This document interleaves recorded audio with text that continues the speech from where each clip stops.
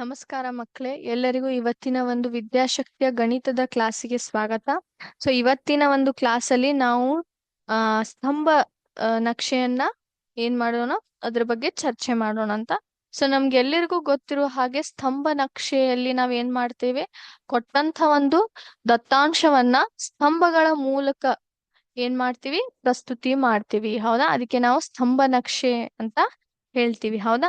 ಈಗ ಸ್ತಂಭ ನಕ್ಷೆಯಲ್ಲಿ ನಮ್ಗೆ ಗೊತ್ತು, ಸ್ತಂಭಗಳನ್ನ ಸಮಾನವಾದ ಅಗಲದಲ್ಲಿ ಇಟ್ಟುಕೊಂಡು ನಾವೇನ್ ಮಾಡ್ತೀವಿ, ಆ ನಕ್ಷೆಯನ್ನ ರಚನೆ ಮಾಡ್ತೀವಿ. ಅಂದ್ರೆ ಒಂದು ಸ್ತಂಭ ನಡುವೆ ಒಂದು ಮತ್ತು ಮತ್ತೊಂದು ಸ್ತಂಭಿನ ನಡುವೆ ಏನಿರ್ತದ, ಸಮಾನವಾದ ಒಂದು ಅಗಲ ಇರ್ತದ. ಹೌದೋ ಇಲ್ವೋ?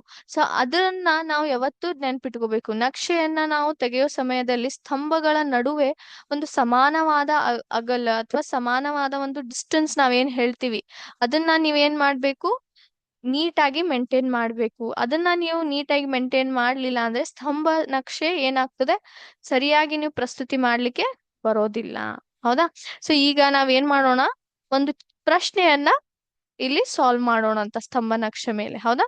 ಸ್ತಂಭ ನಕ್ಷೆ ಯಾವ ರೀತಿ ರಚನೆ ಮಾಡ್ತಾರ ಅಂತ ತಿಳ್ಕೊಳ್ಳೋಣ ಅಂತ. ಮೊದಲಿಗೆ ಪ್ರಶ್ನೆ ಏನ್ ಹೇಳ್ತದೆ ಅಂದ್ರೆ, 6ನೇ ಮತ್ತು 7ನೇ ತರಗತಿಯ 200 ವಿದ್ಯಾರ್ಥಿಗಳಿಗೆ, ಅಂದ್ರೆ ಎಷ್ಟು ಹುಡುಗರಿದ್ದಾರೆ ಇಲ್ಲಿ, 6ನೇ ಮತ್ತು 7ನೇ ತರಗತಿ ಒಂದು ವಿದ್ಯಾರ್ಥಿ, ಎಷ್ಟು ವಿದ್ಯಾರ್ಥಿಗಳು, 200 ವಿದ್ಯಾರ್ಥಿಗಳು ಅವರಿಗೆ ಇಷ್ಟವಾದ ಬಣ್ಣವನ್ನು ತಿಳಿಸಲು ಮತ್ತು ಅವರ ಶಾಲಾ ಕಟ್ಟಡವು ಯಾವ ಬಣ್ಣ ಹೊಂದಿರಬೇಕು ಎನ್ನುವುದನ್ನು ನಿರ್ಧರಿಸಲು ಕೇಳಲಾಯಿತು. ಫಲಿತಾಂಶವನ್ನು ಮುಂದಿನ ಕೋಷ್ಟಕದಲ್ಲಿ ತೋರಿಸಲಾಗಿದೆ. ಕೊಟ್ಟಿರುವ ದತ್ತಾಂಶವನ್ನು ಸ್ತಂಭಲೇಖದಲ್ಲಿ ತೋರಿಸಿ. ಇಲ್ಲಿ ಇಷ್ಟವಾದ ಬಣ್ಣ ಮತ್ತು ವಿದ್ಯಾರ್ಥಿಗಳ ಸಂಖ್ಯೆಯನ್ನ ಕೊಟ್ಟಿದ್ದಾರೆ ಅವರು. ಬಣ್ಣ ಮತ್ತು ವಿದ್ಯಾರ್ಥಿಗಳ ಒಂದು ಸಂಖ್ಯೆ. ಕೆಂಪು ಬಣ್ಣಕ್ಕೆ ಏನ್ ಮಾಡಿದ್ದಾರೆ, ಕೆಂಪು ಬಣ್ಣಕ್ಕೆ ಎಷ್ಟು ವಿದ್ಯಾರ್ಥಿಗಳು ತಮ್ಮ ಒಪ್ಪಿಗೆ ಕೊಟ್ಟಿದ್ದಾರೆ, 43 ವಿದ್ಯಾರ್ಥಿಗಳು. ಹಸಿರು ಬಣ್ಣಕ್ಕೆ, ಯಾರಿಗೆ ಹಸಿರು ಬಣ್ಣ ಇಷ್ಟ ಮಕ್ಕಳೇ, ಅದರಲ್ಲಿ 19 ವಿದ್ಯಾರ್ಥಿಗಳು ಒಪ್ಪಿಗೆ ಕೊಟ್ಟಿದ್ದಾರೆ. ನಂತರ ನೀಲಿ ಬಣ್ಣಕ್ಕೆ 55 ವಿದ್ಯಾರ್ಥಿಗಳು. ಅದೇ ರೀತಿ ಹಳದಿ ಬಣ್ಣಕ್ಕೆ 49, ಕೇಸರಿಗೆ ಎಷ್ಟು, 34 ವಿದ್ಯಾರ್ಥಿಗಳು. ಹೌದಾ? ಈ ರೀತಿ ಏನ್ ಮಾಡಿದ್ದಾರೆ, 6ನೇ ಮತ್ತು 7ನೇ ತರಗತಿ ವಿದ್ಯಾರ್ಥಿಗಳು ಹಲವಾರು ಬಣ್ಣಕ್ಕೆ ತಮ್ಮ ಒಪ್ಪಿಗೆನ ಕೊಟ್ಟಿದ್ದಾರೆ. ಇದನ್ನ ನಾವ್ ಏನ್ ಮಾಡ್ಬೇಕು, ಸ್ತಂಭ ನಕ್ಷೆಯ ಮೂಲಕ ನಮ್ಮ ಪ್ರಾಂಶುಪಾಲರಿಗೆ ತೋರಿಸ್ಬೇಕು. ಹೌದಾ? ಈಗ ಇದನ್ನ ಯಾವ ರೀತಿ ನೀವು ತೆಗೆದು ತೋರಿಸ್ತೀರಿ ಅಥವಾ ಇದನ್ನ ನೀವು ರಚನೆ ಮಾಡ್ತೀರಿ, ಮೊದಲಿಗೆ ನಾವ್ ಏನ್ ಮಾಡ್ಬೇಕು, ಎಕ್ಸ್ ಅಕ್ಷ ಮತ್ತು ವೈ ಅಕ್ಷನ ಏನ್ ಮಾಡ್ಬೇಕು, ಇಲ್ಲಿ ಬರೆದು ತೋರಿಸ್ಬೇಕು, ಅಥವಾ ಇಲ್ಲಿ ನಾವು ಇಲ್ಲಿ ಅದನ್ನ ರಚನೆ ಮಾಡ್ಬೇಕು. ಹೌದಾ? ಎಸ್.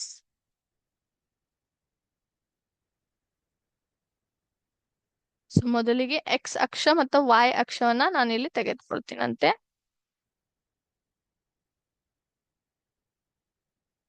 ಈ ರೀತಿ. ನಂತರ ವೈ ಅಕ್ಷ. ಎಸ್. ಇಲ್ಲಿ ನಾನು ಏನ್ ಮಾಡ್ತೀನಿ, ಇಲ್ಲಿ ಬಣ್ಣಗಳನ್ನ ಹೆಸರು ತಗೋತೀನಿ. ಬಣ್ಣ. ಹೌದಾ? ಇದು ನಂತರ ತೆಗೆಯೋಣ, 1 ನಿಮಿಷ. ಇಲ್ಲಿ ಬಣ್ಣಗಳ ಹೆಸರು ತೆಗೆದುಕೊಳ್ತೀನಿ, ಇಲ್ಲಿ ವಿದ್ಯಾರ್ಥಿಗಳ ಸಂಖ್ಯೆನ ತೆಗೆದುಕೊಳ್ತೀನಿ. ಈಗ ಅದನ್ನ ನೀವು ಗುರ್ತು ಹಿಡಿಬೇಕಂದ್ರೆ ನೀವು ಪ್ರಮಾಣ ಏನಿರ್ತದ ಅಥವಾ ಸ್ಕೇಲ್ ಏನಿರ್ತದಲ್ಲ, ಅದನ್ನ ನೀವು ಸರಿಯಾಗಿ ತೆಗೆದುಕೊಳ್ಬೇಕು. ಅಂದ್ರೆ ಪ್ರಮಾಣ, ಸ್ಕೇಲ್ ಅಂದ್ರೆ ಏನು, ಈಗ ನಾವು ಸ್ತಂಭ ನಕ್ಷೆಯಲ್ಲಿ ಒಂದು ಇಲ್ಲಿ ಮಾರ್ಕಿಂಗ್ ಮಾಡ್ಬೇಕು. ಹೌದಾ? ಎಷ್ಟು ವಿದ್ಯಾರ್ಥಿಗಳ ಸಂಖ್ಯೆ.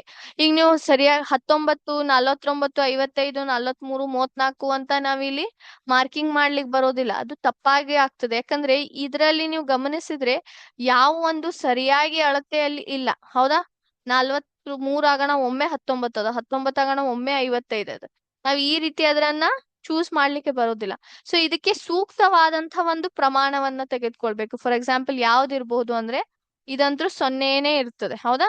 ನಾನೇನ್ ಮಾಡ್ತೀನಿ, ಈಗ ಇಲ್ಲಿ 1 ಸೆಂಟಿಮೀಟರ್.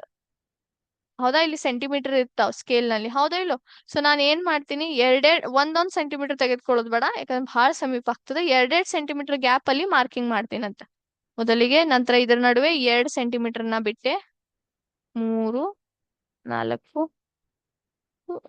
6 7 7 ತನ ಮಾಡ್ತೀನಿ. ಅಂದ್ರೆ ಇದು 10 20 30 40 50 60 70 ಹೌದಾ?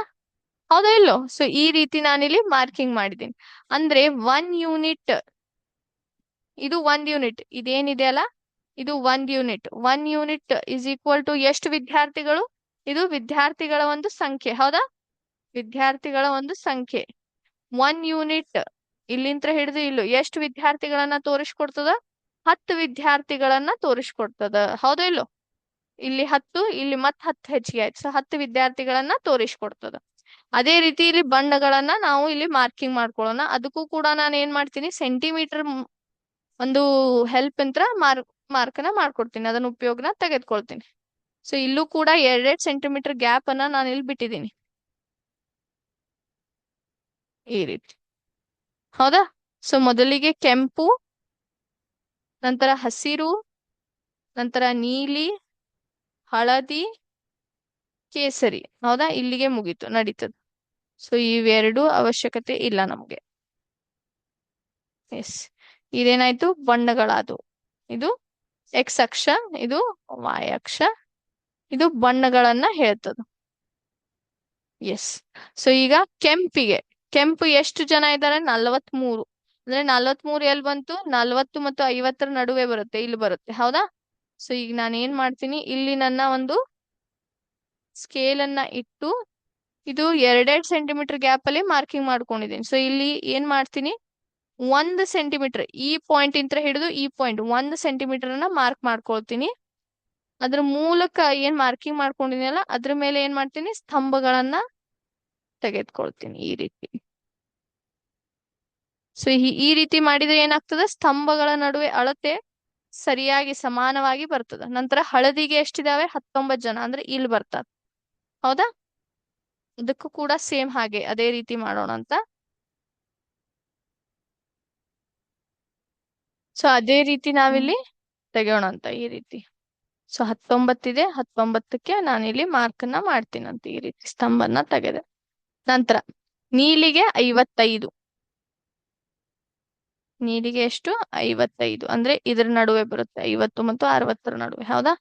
ಸೊ ತಿರ್ಗಾ ಮತ್ತೆ 1 ಸೆಂಟಿಮೀಟರ್ ಇಲ್ಲಿ ಮಾರ್ಕಿಂಗ್ ಮಾಡೋಣ ಅಂತ ಮಾಡ್ಕೊಂಡು ಏನ್ ಮಾಡ್ತೀನಿ, ಈ ರೀತಿ 55 ತನ ಇದನ್ನ ತೆಗೆದ್ಕೊಂಡ ಹೋಗ್ತೀನಿ.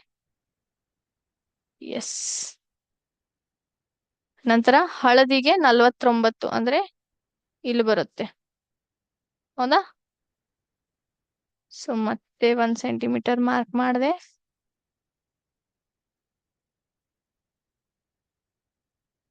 ಈ ರೀತಿ ಮಾಡಿದೆ. ಲಾಸ್ಟಿಗೆ ಕೇಸರಿಗೆ ಎಷ್ಟಿದಾವೆ?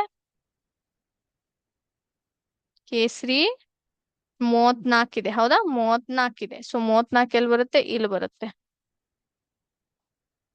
ಸೊ ಮತ್ತೆ 1 ಸೆಂಟಿಮೀಟರ್ ಇಲ್ಲಿ ಮಾರ್ಕ್ ಮಾಡ್ಕೊಂಡು ಮತ್ತೆ ಈ ರೀತಿ ಇಲ್ಲಿ ಕೇಸರಿಯನ್ನ ತೋರಿಸ್ಕೊಟ್ಟೆ. ಸೊ ಇದು 43, 19, 55, 49, 34. ಹೌದಾ? ಸೊ ಈ ರೀತಿ ನೀವೇನ್ ಮಾಡ್ಬೋದು, ಸ್ತಂಭಗಳನ್ನ ರಚನೆ ಮಾಡಬಹುದು. ಹೌದಾ? ಸೊ ಇದ್ರ ಬಗ್ಗೆ ನಾವು ಸ್ತಂಭಗಳನ್ನ ಯಾವ ರೀತಿ ರಚಿಸ್ತೀರಾ ಅಂತ ಇಲ್ಲಿ ತಿಳ್ಕೊಂಡ್ವಿ. ಸೊ ಮುಂದಿನ ಕ್ಲಾಸಲ್ಲಿ ಮತ್ತೆ ಇದ್ರ ಬಗ್ಗೆ ಚರ್ಚೆ ಮಾಡೋಣ. ಥ್ಯಾಂಕ್ ಯು ಮಕ್ಳೇ. ಜೈ ಹಿಂದ್, ಜೈ ವಿದ್ಯಾಶಕ್ತಿ.